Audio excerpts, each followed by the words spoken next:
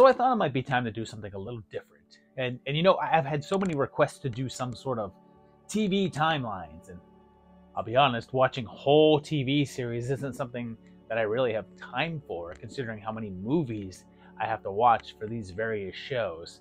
But thought it might be interesting to talk about the TV shows that have spun out of popular horror films. So today, we're going through the timeline of almost every single horror TV show that began on the big screen, or little. And believe me, by the time that this list is over, you'll be wondering more about which horror franchises haven't had a show, more than which ones did.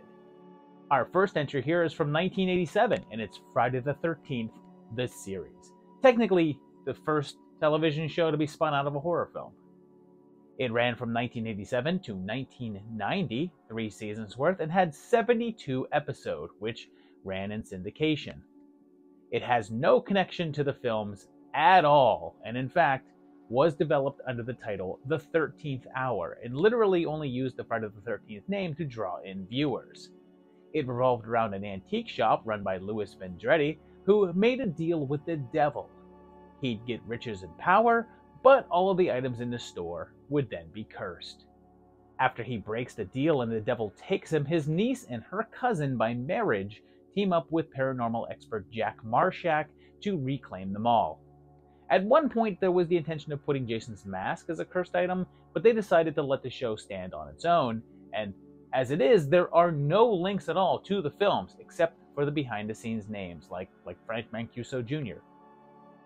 It was cancelled near the ending of the 3rd season, with it being so abrupt that there was no chance to have any sort of ending to the show to wrap things up, and the characters were never brought back in other media. Shortly after, Freddy decided to show how it was done in terms of having a connected TV show, but then again, he kinda didn't, because in 1988, Freddy's Nightmares arrived on the small screen. It had 2 seasons with 44 episodes, going from 88 to 90. It was actually connected to the films, since Freddy did appear in them, but for the most part it was an anthology show, and Krueger would usually just serve as the host and introduce things and then wrap them up. He is the villain in some of them though, but only 8 out of the 44 shows have the character as a part of the events of the show outside of the hosting. The first episode of the series featured the most film tie-in, since it's Freddy's origin story and shows the events leading up to his burning by the Springwood parents. It got a lot of flack for its violent content and was often pretty edited down, but the ratings were actually pretty solid. Solid enough for a season 3. However, Warner Brothers felt that the show was more trouble than it was worth, since when it allowed the violence, it got the attention of the morals police. And in the 2nd season, when they pulled back on the violence, the fans were unhappy. Unable to figure out how to best handle the situation, the brothers just shrugged and said, "Let's not." This next one doesn't really qualify, but I'm going to include it because if I didn't, I'm sure every other comment would be complaining that Tales from the Crypt from 1989 wasn't on here. But this list is TV series that were spun out of horror movies, and this show, and a few others, are more of an alternate adaptation of the original comic book, and has no link to the 1972 film version. But this one was one of the longer running shows on this list and went for 7 seasons from 89 to 96. It had a whopping 93 episodes. Like Freddy's Nightmares, it's an anthology show with every week telling a different tale introduced by a horror host. Here, it's the Crypt Keeper. He looks drastically different than his comic source material.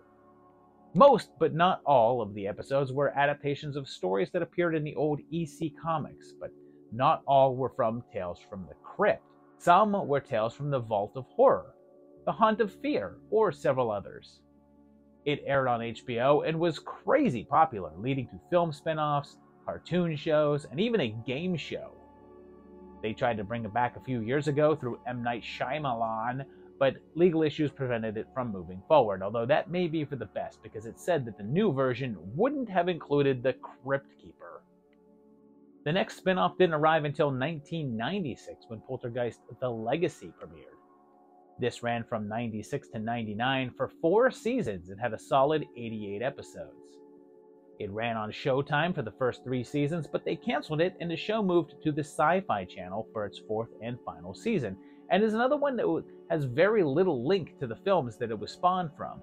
In the show, we're introduced to a group called the Legacy, and their job is to stop paranormal threats. And the only connection to the films is the insinuation that the group that helped Carol Ann in the first movie were members of the Legacy, even though that is more hinted than stated. It was a Monster of the Week kind of show, although there were storylines that carried through as well. After it was canceled with the ending of the 4th season, there was talks of a spin-off called Poltergeist: The Beginning, but nothing ever came of it, and the concept was never picked up again. So this is a weird one, but in 1997 there was a TV show that spun out of the classic vampire flick The Hunger. This one was a Canadian show that ran on the movie network there and on Showtime here. It was 2 seasons that ran through 97 to 2000 and had 44 episodes in total. So this is going to start sounding familiar, but this one was again an anthology show, with each episode focusing on a different story and had no link to the film, except that some of the episodes featured vampires.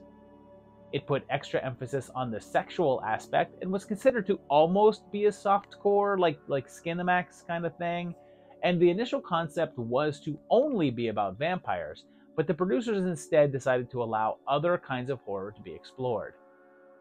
Like the other shows, there needed to be a host character to set up each episode, and this one had 2. The first season had General Zod himself, Terrence Stamp, but he was replaced in the 2nd season by David Bowie, who at least had a connection to the film since he was in it. He's not playing the same character though, and it seems that both he and Stamp aren't even playing characters, and they're just essentially themselves introducing each episode. Next up is one of my personal favorites, and also in 1997 there was Buffy the Vampire Slayer. It's less of a spin-off of the film version and more of a straight-up reboot of it, but it had many of the same behind-the-scenes players, but a very, very different tone. It ran for 7 seasons with 144 episodes from 97 to 2003 and switched networks in mid-run. The first 5 seasons aired on the WB, but then control issues and money led to them transferring networks, and the final 2 episodes ran on UPN. Of course, it was an ongoing series telling of Buffy Summers, one girl chosen to fight the vampires with the powers of the Slayer, and her circle of friends and enemies, as she tries to survive the vamps, and also high school, and then college, and then just life. It was hugely acclaimed and won numerous awards and had great ratings for a smaller network show. However, when star Sarah Michelle Gellar decided that she wanted to move on to do other things, the show was ended after the 7th season. There was the Angel spin-off, and then there were talks about doing other shows in the same universe, like a Faith show, but those never came to be. The story would end up being continued in a Dark Horse comic series that is considered to follow up on the show and is meant to be the official canon, although based on the negative reaction to it, that may not be the case anymore. There's also been lots of discussions of a sort of reboot, but again, nothing has ever come out of any of that. In 1998, back up in Canada, there was another spin-off show that, like Buffy, I guess you could call more of a superhero thing than a horror one, with The Crow, Stairway to Heaven, based on The Crow. It only lasted 1 season with 22 episodes and had Mark Dacascos take the role of Eric Draven, the character from the film. As opposed to being a continuation of the film, it's more of a retelling and has Draven once again facing off against Top Dollar and his crew. Unlike the film, this Crow is less violent and isn't as quick to kill anyone, preferring instead to use his whole touching you to make you feel things power. Even though it was well received and the ratings were good enough, the show was canceled after 1 season as Polygram, the company producing it, was sold off to Universal. Universal decided to not move forward with the show, leaving it ending on a cliffhanger, and then there was discussions of doing a TV movie to wrap it up, but that never happened. I'm not getting too far into international TV shows, but I figured there's a couple worth covering, and one of them is from 1999, and it's Ring, the final chapter. This is from Japan and is based on the Ringu films. It ran for one season for 13 episodes, but technically it was 2 seasons, but we'll talk about that in a second. This one is not connected to the films and is its own thing, basically being a different sort of adaptation of the Ring novel by Koji Suzuki that the first film was based on. It plays fast and loose with the specifics of everything and essentially covers the first novel over the course of the season, but it also tells a completely new story as well. It was popular enough that it had a sequel series, a spin-off called Rosin, that was 13 episodes, and covered the second novel in the Ring book series, also called Rosin, or Spiral. We now move into 2002 to another one that you could also argue is less a spin-off of the film and more just another take on the source material, but we got The Dead Zone. This ran on the USA Network and lasted an impressive 6 seasons for a total of 80 episodes, and was developed for airing on UPN. When they decided not to run with it, USA took it up. Like the film, it focuses on Johnny Smith, here played by Anthony Michael Hall, who I heard was crazy about this girl but hung up on her on the telephone, and he has a car accident that puts him in a coma for 6 years. When he awakens, he has visions when he touches things and can see their pasts and their futures, and uses that ability to solve crimes. Each episode involved him in a different case, but there was also the ongoing storyline in which he's trying to stop the apocalypse brought on by the future president.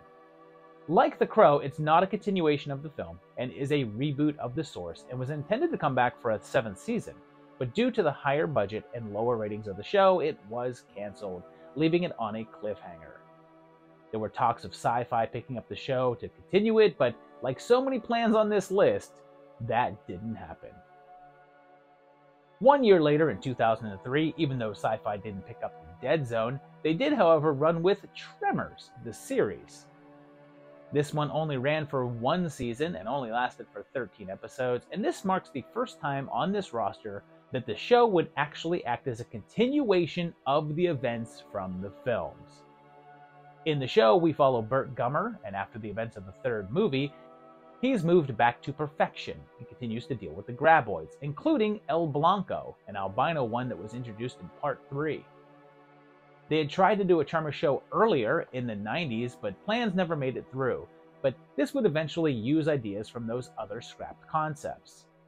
The show also introduced a secret lab in the valley that created a mutagenic compound called Mixmaster that would lead to creation of other creatures to face off against in the desert, and made an invisible bat and a giant shrimp and other things. Because executives hated one of the episodes, they actually ran the show out of order, requiring them to shoot a flashback sequence to edit into one of the other shows to explain the introduction of a character. Because of declining viewership and budget concerns, they canceled the show after 1 season, and when it was released on DVD and then picked up by other networks, the episode order was fixed to their original intentions. Since Burt's story was then picked up in further film entries and no mention was made of the series events or Mixmaster, it's possible that the show has been removed from canon. There was another sort of dark superhero movie that spun off into a TV show in 2006, since that was when Blade the series debuted. This one was made for Spike TV, and holy crap, remember Spike TV? Remember when that was a thing?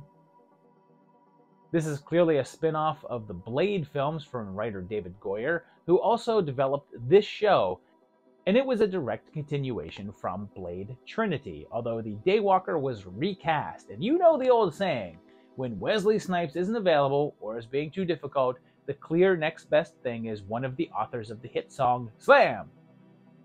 Sticky Fingers would don the sunglasses in 1 season's worth of shows, lasting 13 episodes, and has Blade facing a new menace, a vampire named Marcus. It debuted with a 2-hour pilot episode that had huge ratings, but those numbers would quickly plummet, and the reviews were mediocre at best. And even though it said that Spike wanted to keep going with the show, since they were a new network, they just couldn't take the financial risk that would be the equivalent of ice skating uphill. Our next entry wasn't until 2011, and it's a weird one with Teen Wolf. This one aired on MTV and went for 6 seasons, lasting 100 episodes. It's hard to say that it's based on the 1985 film of the same name, and is more like a complete reimagining of the basic concept. We have Scott, a high school student who suddenly discovers that he's a werewolf, but instead of the film version of it simply being a hereditary condition, here he's bitten by another lycanthrope. He must then deal with his new condition as well as dealing with other supernatural enemies that are drawn to his town, almost like he's on some sort of a hellmouth or something. Whereas the movie was more of a comedy, the TV show would take a far more serious and sexy tone, comparing itself more to Lost Boys than Teen Wolf. It would still feature a character named Styles though, but again, the version here is very different than the film and does far less van dancing.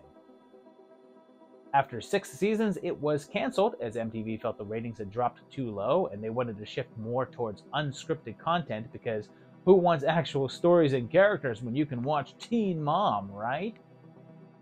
It did get a reunion film in 2023 that brought the cast back together, which aired on Paramount+, which broke records there as the most watched original film on its first day. In 2013, we got a peculiar series that was billed as a sort of prequel, but soon changed with Bates Motel.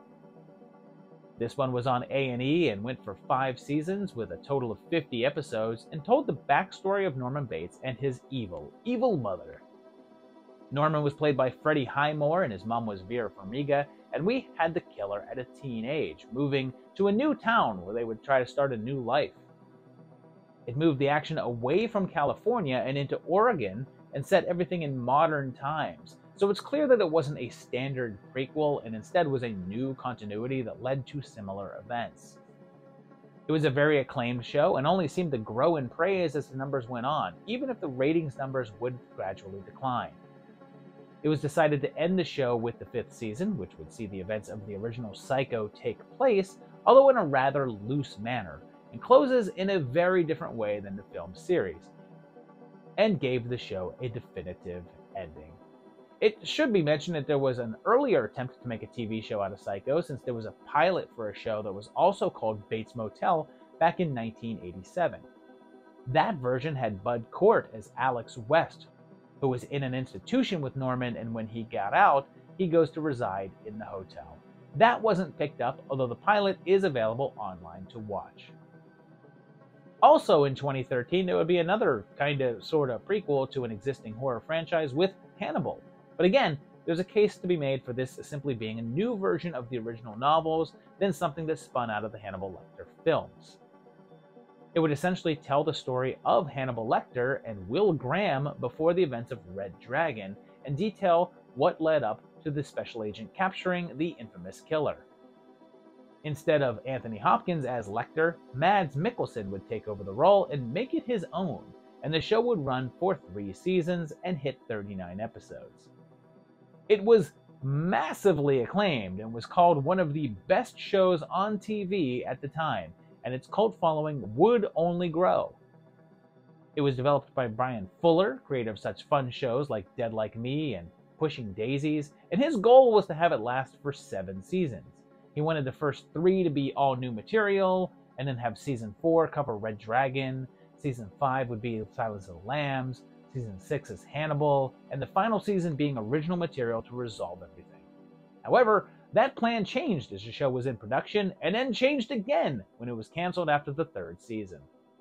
There's been tons of attempts and talks to revive the series and return to a 4th season, although the last discussion seems to have been back in 2019, so who knows if that will ever happen. The next one is one of the most obscure on here, both in terms of the show and the movie, and it's from 2014, and it's Dominion. This was based on the 2010 film Legion and aired on the Sci-Fi Channel, where it ran for 2 seasons and 21 episodes. The movie was about God losing faith in humanity and basically sending angels down to destroy everyone, and the show picks up from there, but moves the action 25 years into the future. Everything is post-apocalyptic, and humanity is at war with the angels, and the show would detail their pairing up with the Archangel Michael to fight back. The characters of Michael and his enemy Gabriel would carry over from the film, and the little baby from there is now grown up and helps the human resistance. Overall, the reviews weren't great, and the ratings were so-so, but it got renewed for a 2nd season anyway, but was canceled before getting a 3rd, and sort of ends on a cliffhanger. Here's another show that's less a spin-off and again more of a different interpretation, because in 2014 there was also the debut of Constantine. This would also be on NBC, but only lasted for one season and made it to 13 episodes. Although it shares the same title and lead character of the Keanu Reeves film of that name, it's based on a DC Comics character named John Constantine, who had a series entitled Hellblazer. This take was far more accurate to the printed version, even if it was still a much safer version of the guy. Constantine is a sort of a freelance exorcist and fighter of demons in general, but just sort of a dickish one, and he would occasionally encounter other DC characters like James Corrigan and Felix Faust. Unfortunately, even though the reviews were generally good, the ratings were extremely disappointing, and the series was canceled after its initial 13-episode run. Since people seemed to really love Matt Ryan as the title character, there was a lot of hope that another channel would pick it up, and they did shop it around, but none of that amounted to anything, and the actors were released from their contracts.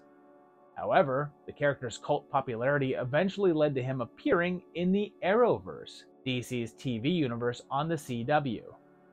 He would appear in several episodes there, and then show up in the show Legends of Tomorrow, where he would become a regular character. 2014 was a pretty busy year, because it also was when we got the launch of From Dusk Till Dawn, the series, which ran on the El Rey network. And I can't even make a joke about this one like I did with Spike and be like, oh, hey, remember when El Rey was a thing? Because I'll be honest, the only reason why I even knew it existed was because of this show. But it was Robert Rodriguez's network, and it lasted for a handful of years before folding as a network. This show premiered shortly after the network's launch and made it for 3 seasons for 30 episodes, and was essentially an elaboration of the first film. It would follow the Gecko brothers, Seth and Richie, here played by DJ Catrona and Zane Holtz, on their criminal adventures leading up to them heading out to the Titty Twister, which of course turns out to be a vampire bar. The entire first season is essentially the movie, with the 2 other seasons expanding on the mythos and getting more into the backstory of Satanico Pandemonium. The show would also end up running on Netflix and being promoted there as a Netflix original, and it never returned for a 4th season. Although they never straight up announced it as being canceled, but all of the actors were released from their contracts. 2015 gave us another big one, and another one from MTV, and it's Scream, the TV series. This one went for 3 seasons, but it switched networks after 2. The first 2 were on MTV, and the last one aired on VH1, which is exactly where you would think when your mind says Scream TV show. It's another one that doesn't really tie in too much with the films, although it's said to be set in the same universe. It's an anthology format with the first 2 seasons following one group of characters, but the third switches to all different people. Although the killer in the MTV shows had a different look and name, the VH1 season would feature the return of the ghost face mask, and Roger Jackson came on board to do the voice. That season was also subtitled Scream Resurrection, although outside of the costume that the killer wears, there's no other links to the movies. It was a troubled production since they kept having issues with licensing, and then casting concerns, and then Harvey Weinstein problems, and the 3rd season was a complete story, and even though there was never an official cancellation, there's been no discussion of it coming back for a 4th. And now for my favorite one on this entire list, and that's the one that debuted in 2015, and it's Ash vs. the Evil Dead. Clearly a spin-off from the Evil Dead films, it was made for Starz and went for 3 seasons, and should have been more, but we still got 30 episodes out of it. This was done under the purview of Sam Raimi himself and was deemed the official continuation of the films, and had Ash return to once again go toe-to-toe with the Deadites. Bruce Campbell came back to the role, and he teamed up with a couple of co-workers to fight the forces of evil. Various Evil Dead cast members would cameo, like Ted Raimi, and Lee Majors would be introduced as Ash's dad, and Lucy Lawless would co-star as a mysterious figure that may be helping them, or could also be the ultimate evil. Sam would actually direct and write the pilot episode, and at one point, they even go back in time to the cabin during the events of Evil Dead 2. Sadly, the ratings declined to the point that Starz decided to end it after the third season, and even though they knew it was the end, the show kind of ended on a cliffhanger that finished the storyline but then also started a new one, causing a writing campaign to try to save the show. However, it didn't work, and Campbell claimed that he was retired as Ash. But there have been talks of returning in an animated form called Ash vs. the Machines, with the actor coming back to at least do voice work. This next one is from Australia, and it's very distinctly Australian since its debut was in 2016, and it was Wolf Creek.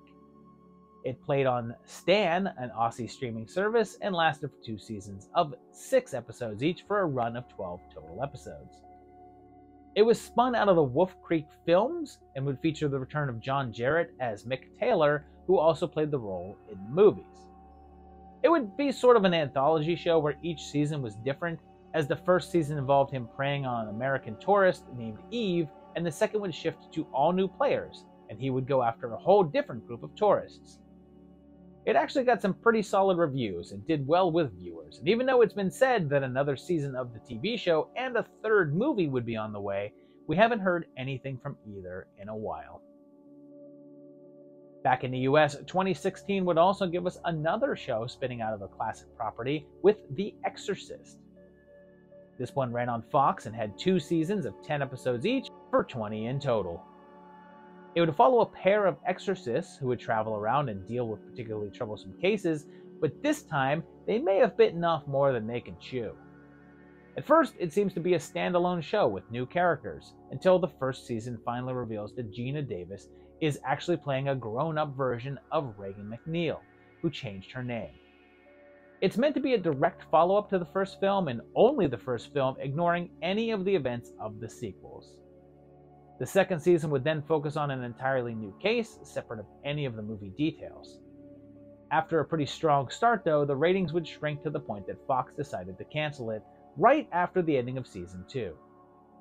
Humorously, shortly afterwards, Exorcist Believer would do the exact same thing that the show did and acted as a direct follow-up to the first film, erasing these events from continuity, much like the events of that one will be erased whenever they next intend to reboot this series. It's funny that the Exorcist show would be in 2016, and in that same year there would also be a TV show called Damien based on the Omen films, since those 2 franchises were some of the biggest supernatural-based franchises of the 70s. This one ran on A&E and only lasted for 1 season with 10 episodes, so it was pretty short-lived, and much like the Exorcist show, this ignores everything except for the original film. Any of the sequels and whatnot are tossed aside, and it just deals with a now adult Damien Thorne, 30 years old, and dealing with his satanic lineage. It didn't get promoted very strongly, to the point that some people weren't even aware that the show existed, and the ratings were overwhelmingly low. Because of that, it simply wasn't renewed after the first season and was quietly canceled. Of course, just like the Exorcist show, there's now a new version coming to theaters that gives a new take on the series, so it's assumed that it will skip over the show as well and remove it from canon. 1 year later, in 2017, another entry came around that can again be seen as less of a show based on a movie, as opposed to another interpretation of a Stephen King story, with The Mist. This is another one that aired on Spike, and seriously, this is the most I've even thought about Spike in years, but they used to run MXC, so I used to have it on a lot. But this show was again only 1 season, and was only 10 episodes. Like the movie, it was based on the King novella that showed up in the Skeleton Crew short story compilation. Unlike the film, which was pretty universally acclaimed, this show was not, and both critics and fans took issues with it. Whereas the story and film told of a mysterious mist descending on a town that contained monsters that would attack you and kill you, the show took a different tactic, and the foggy stuff would also hold ghosts, and people had psychic powers, and it was just like a weird mishmash of things. It would debut to some strong numbers, but those declined drastically, and it was canceled shortly afterwards. The next year, in 2018, there was also a new edition with The Purge, television show that spun out of the films. This went for 2 seasons, had 10 episodes of each for a total of 20. It takes place within the continuity of the film series, but doesn't feature any of the characters from it. It would occur in between the events of Anarchy and election years, the second and third films.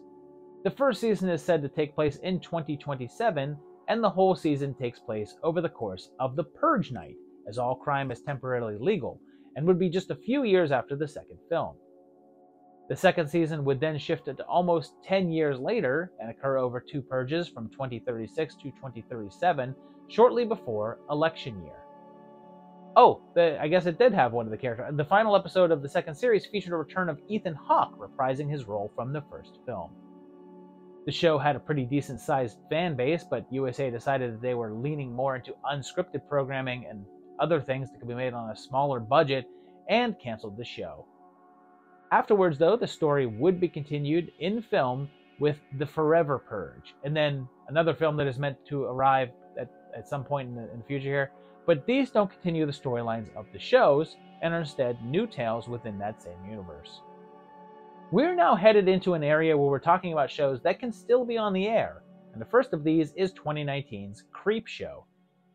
It was created for Shudder, and has had 4 seasons so far, and seems to be going strong. So far there's been 23 episodes, as well as 2 specials, and much like the films, this is an anthology. Each episode is focused on a new tale, although, unlike the movie versions, these aren't necessarily based on Stephen King stories. Some were, though, and the very first episode was an adaptation of the short Gray Matter, but most of the episodes were about just like anything, and one was a sort of a tie-in with The Evil Dead that featured the Necronomicon. The show was developed by Greg Nicotero of KMB fame and has been critically acclaimed and pretty popular, even getting its own attraction at Halloween Horror Nights at Universal Studios. There's also been spin-off novels and comic books, and even though the film version didn't exactly have a host per se, but it kinda did with the Creep, and although he didn't introduce the stories like the Crypt Keeper or anything, in the show he does. No word has been given as yet about a 5th season, but it seems pretty likely. Also, in 2019, there was another one that sort of defies the description of a standard TV show with Critters, a new binge. This also ran on Shudder and was only 1 season. It ran 8 episodes. Unlike a regular show, though, the episodes were only around 10 minutes long, and essentially, the season of the show amounts to a feature film of 90 minutes, broken up into short segments and made into a show. I suppose it can be seen to fit into continuity with the film series, although it doesn't have any direct ties, but it could also be seen as its own canon, considering that the Krites seem to act fairly differently and are more intelligent than previously featured. Throw in the fact that a different Critters movie called Critters Attack was released shortly after that showed the little guys acting more in line with previous versions, and this one could soon be seen as something that stands on its own. It was overseen by the guy who made Zombievers and shares a goofy sense of humor, but it wasn't very well received, and since it was only ever intended as a limited run, no second season was ever ordered. I guess that it's debatable whether or not you want to call this a spin-off of a horror movie, but what the hell. I'm talking about 2019's What We Do in the Shadows. Based on the vampire mockumentary from 2014, this is still going on FX and has been on for 5 seasons with 50 episodes aired. It's currently been renewed for a 6th season, which is said to be the final one. It's not a continuation of the film, but it does take place in the same universe, with the movie characters making a cameo appearance in the first season, as well as appearances by Paul Rubens, Tilda Swinton, Danny Trejo, and Wesley Snipes as variations on their characters from Buffy, Only Lovers Left Alive, From Dusk Till Dawn, and Blade. It's received solid critical acclaim and has won numerous awards and has been nominated for dozens more. Much like the film introduced other supernatural creatures like werewolves, the show has also expanded the beings in this world with zombies, psychic vampires, witches, and more. It's notable for finally bringing Matt Berry to mainstream popularity in the United States, and the part of Laszlo was actually written specifically for him to play. There was a weird one in 2020 with the Netflix series Juan Origins. This was on the streaming network for only 1 season, and a pretty quick 6 episodes. But this is weird because it's not connected to the American Grudge series. but is meant to tie into the Japanese Ju-on film franchise that The Grudge is an adaptation of. But, to make it weirder, this isn't actually directly tied to Ju-on and doesn't feature any appearances by that series' main villain, Kayako. Instead, this is meant to tell the story of an actual series of events that inspired the films. Each show would use actual events that happened in Japan and sort of integrate the actual stories into being the fault of this cursed house. And they say that these events are what Ju-on is actually based on. However, this isn't actually true, and the stories did not inspire the Ju-on films, which were a wholly original creation. A paranormal investigator claims that these real-life events are linked by an actual cursed house, though, so I guess they're sticking with the whole "this is a true story" thing to create an origin for Kayako's house. It was only ever meant to be one season, more of a mini-series than a series, I suppose, so there was never any talk of a follow-up. Our first entry of 2021 goes back into slasher territory, as we had I Know What You Did Last Summer. This one was made for Amazon Prime and was one season. It was 8 episodes long. This is another one that's a full-on reboot of the subject matter and extends the content of the film into the full season of the show. It brought the events into the modern day and offered extra subplots, but was still the story of a group of young folk being stalked by a killer after covering up an accidental death due to a car crash. James Wan actually helped produce this one, and it was considered more of a new adaptation of the original novel from 1973 than a reboot of the old movie. It was not well liked by critics, and fans weren't that hot on it either, leading to some low ratings. Although it's hard to tell with the ratings, since streaming services don't really offer up those kind of numbers, since they don't want to, as they'd actually have to pay out royalties and stuff, and heaven forbid that they do that. Regardless, it was canceled after one season, although they did wrap up the storyline and reveal the killer, so there was no cliffhanger. In 2021, another series debuted that may possibly have frustrated fans still mourning the loss of the Hannibal show, since they didn't get another season of that, but they did get Clarice. This was made for CBS and only ran for one season of 13 episodes, and was a sequel series to Silence of the Lambs that followed Clarice Starling after the events of that film. It would take place after that one and before the events of Hannibal, with Clarice now played by Rebecca Breeds. It was fairly notable because, due to rights issues, they weren't actually allowed to use Mr. Lecter in the shows, or even call him by name. As such, the show is Clarice involved in other cases, and since they couldn't use other characters, they had to get creative. You see, they didn't just not have access to Hannibal, but they couldn't use any characters that were featured in the NBC Hannibal show. Any character that appeared there was off limits, but they could use the others, and one of those was Buffalo Bill himself. So a good portion of the show became delving into his backstory and what made him tick. It received really rough reviews, and the ratings dropped immensely over the course of its run, so it was canceled after one season. There were attempts to move the show to Paramount Plus, but those negotiations fell through, and the show is now dead. Another one from 2021 was one that ran on Sci-Fi, and it's Day of the Dead, taking the name of the classic George Romero film. This only lasted for one season that was 10 episodes long and tells the story of a group of strangers that were thrown together to have to survive a zombie outbreak. The first couple of episodes were directed by Steve Kostanski of Psycho Gorman fame, and it's not connected to the film in any way. There's a couple of nods to the movie, what with a zombie named Bub and a bad dude named Rhodes, and an episode with the name Choke on Him, but it's a completely new and original story. Unlike the film, which takes place well into an undead invasion, this shows us the very beginning of the outbreak, further distancing itself. Reviews were so-so, and fan reaction was not that strong, but the show has not yet been officially canceled. However, with the first season ending back in 2021 and no word of anything since, it's presumed to be dead.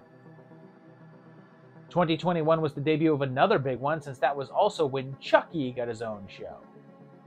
This is made as a joint venture with both Sci-Fi and USA Network and has been going for 3 seasons, and 20 episodes have aired so far. This one is absolutely tied to the film series, and in fact directly picks up on plot elements from Cult of Chucky, which I guess can be sort of seen as a pilot episode. It follows the continued adventures of Charles Lee Ray, still stuck in that killer doll, but now at peace with that, and has thrown in several cameos from actors that appeared in previous film entries. It also greatly fleshes out Ray's backstory, showing quite a bit of his life pre-doll. Don Mancini, who has written all of the films and directed several, developed the show and has been handling it, leading to a close continuity. The reviews have been pretty great, with the first 2 seasons each sitting at a 91% fresh rating on Rotten Tomatoes, and although the ratings haven't been great, they're good enough to keep the show going. The 3rd season has been split into 2, with the first 4 episodes already having been aired, with 4 more coming in the near future, although there's been no word as to whether more will be after that. It's actually won several awards and been nominated for several more that call out its favorable representation of gay rights issues. Our first entry from 2022 was an HBO Max show, and it was Gremlins Secret of the Mogwai, marking this the first part of this franchise in like 35 years. It's an animated show, and I really wasn't trying to include a lot of animated stuff in here because there are a lot of animated spin-offs, but yeah, this one was an exception. But it's only had 1 season so far with 10 episodes. It's set in the past, in 1920s China, and tells the story of Wing, the old man who looked after Gizmo in the movies when he was 10 years old and first encountered the little guy. Together they would face evil businessmen as well as other different monsters and spirits from Chinese folklore. Although Zach Galligan would appear as a voice on the series, it was obviously not as Billy, as the character would not yet have been born, but Howie Mandel, the voice of Gizmo in the movies, would not return.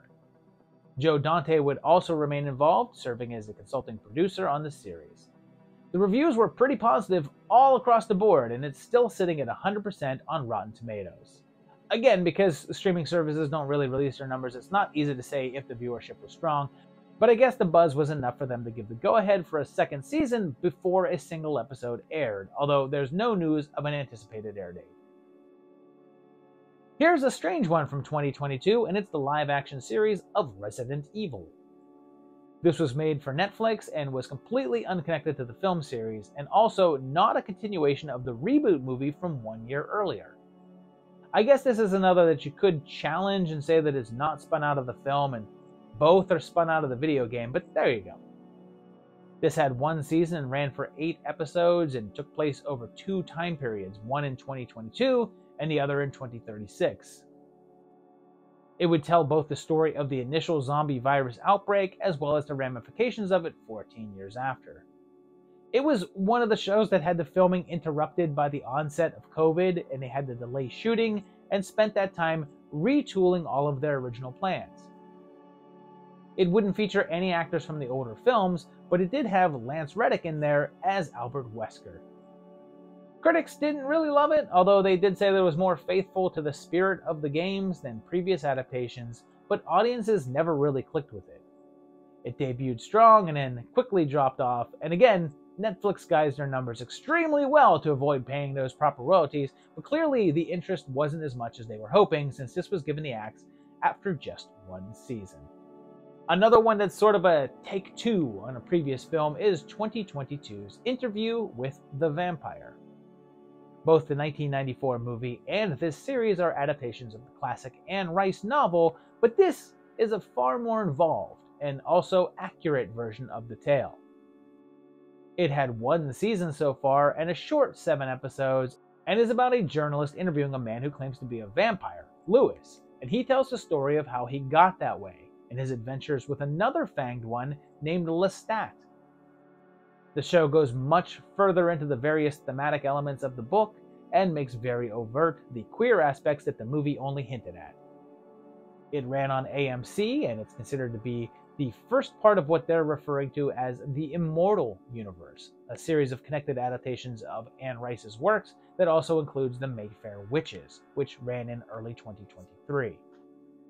Future series will include The Queen of the Damned, based on the novel of the same name, which also had a previous film adaptation, and another series that would focus on a secret society of paranormal investigators called the Talamasca, who have appeared in both series so far. The interview show debuted to solid reviews and landed on several top 10 lists for the year, and the ratings were very strong, with the network stating that it compared to The Walking Dead and Better Call Saul in numbers. It was also successful enough that they renewed it for a second season, which is currently filming. The last we're going to discuss here is from 2022, and it's Let the Right One In. This is the second attempt to bring the original film to America, since there was already the remake called Let Me In. It aired on Showtime and was one season of 10 episodes. Like the film, this is about a vampire that lives in the form of a young girl, but this seems quite different. Whereas the film version was about a vampire that had been around for quite a while, cared for by an older man that was her lover when he was younger, here, that man is her father, and she's only been a vampire for 10 years, and they're looking for some way to cure her, as she meets a young boy and they bond. There was a touch of controversy when the original novel's creator stated that he was misled as to the nature of the contract that he signed for the creation of Let Me In, the film. And I guess that it contained language that allowed them to do this show as well, although he saw no additional money or royalties from it. In the end, he didn't miss much because critics didn't take to it, and neither did audiences, since it was canceled after one season. But that's not all, as there's more coming up in the near future, since there's a TV show called Welcome to Derry coming, which is a spin-off of It, an Alien show coming a little later this year, a Conjuring-themed TV show from Max, Crystal Lake, yet another Friday the 13th show on Peacock, some sort of Halloween TV show, and a Wicker Man show. Plus, there's that Hellraiser TV show that's been languishing in development hell for a little while that's looking less and less likely by the day. So there you have it, a whole bunch of TV series that were adapted from previous horror movies or horror novels or whatever. Yeah, basically as long as they had a film version before that, they got included in here. Let me know how many of these you've watched. Let me know how many of these were like surprises. Like they had a film based on that movie. I did not know that, because there's a lot of TV. Every time somebody says that, like, oh, they don't make TV the way that they used to, I'm always just like, well, then change the channel, because there's 500 channels. There's definitely shows that are as good as they used to be. You just have to go and find them now. That's the challenge. There's shows for everybody and everything. You just gotta find them. But let me know what you thought of this video down below. If you enjoyed seeing something a little bit different, hit that like button. Hit the subscribe button if you're enjoying this channel. And also check out my Patreon page, patreon.com/movietimelines, where you can help support this channel. I certainly would appreciate that. You can go there and check it out. And also just keep coming right back here and watching more videos. I always appreciate that as well. And I'll see you very shortly for another great one. Thanks, guys, and bye-bye.